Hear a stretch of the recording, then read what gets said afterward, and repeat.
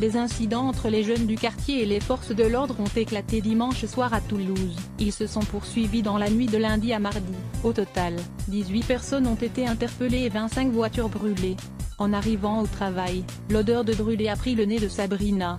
À 50 mètres de là, une barricade a cramé il y a quelques heures, raconte cette habitante du Mirail à Toulouse, Haute-Garonne. Ce quartier populaire de la ville rose a de nouveau été le théâtre d'incidents dans la nuit du lundi 16 au mardi 17 avril. Voitures incendiées, jets de pierre, affrontements avec les forces de l'ordre. 18 personnes ont été interpellées, des jeunes essentiellement, mais les causes de cette soudaine montée de violence restent floues. France Info vous résume ce que l'on sait.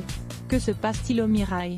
Situé au sud-ouest de Toulouse, le quartier populaire du Mirail est une nouvelle fois au cœur de violences urbaines qui durent depuis 2 jours maintenant. Les incidents touchent la Rennerie et Bellefontaine, mais aussi la Faourette et Bagatelle de l'autre côté du périphérique, tous classés en zone de sécurité prioritaire, ZSP. Tout débute dans la soirée du dimanche 15 avril, de nombreux véhicules ont été incendiés, rapporte France 3, 11, selon la direction départementale de la sécurité publique. DDSP, de la Haute-Garonne. Un commissariat est également pris pour cible, tout comme des véhicules de police. Ce soir-là, une centaine de personnes ont affronté les forces de l'ordre pendant plusieurs heures.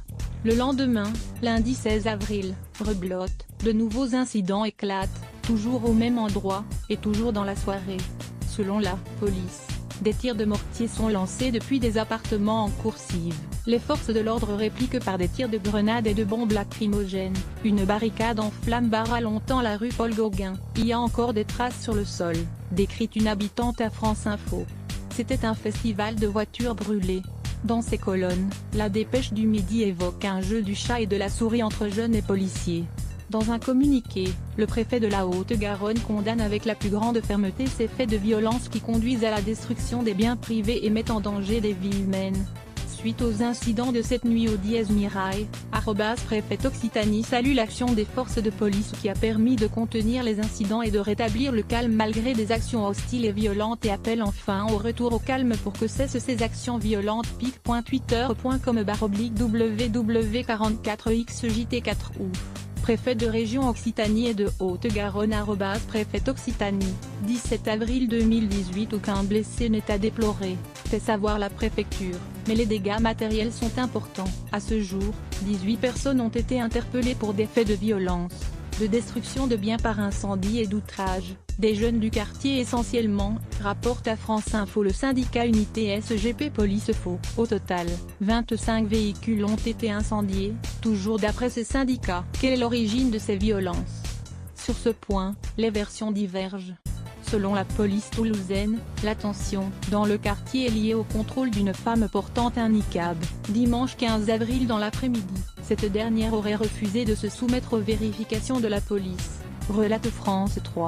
Ces violences pourraient également avoir débuté après le suicide d'un détenu de 26 ans, natif de la Rennerie. Il a été retrouvé pendu, samedi 14 avril, dans sa cellule du quartier disciplinaire de la maison d'arrêt de Cesse, près de Toulouse.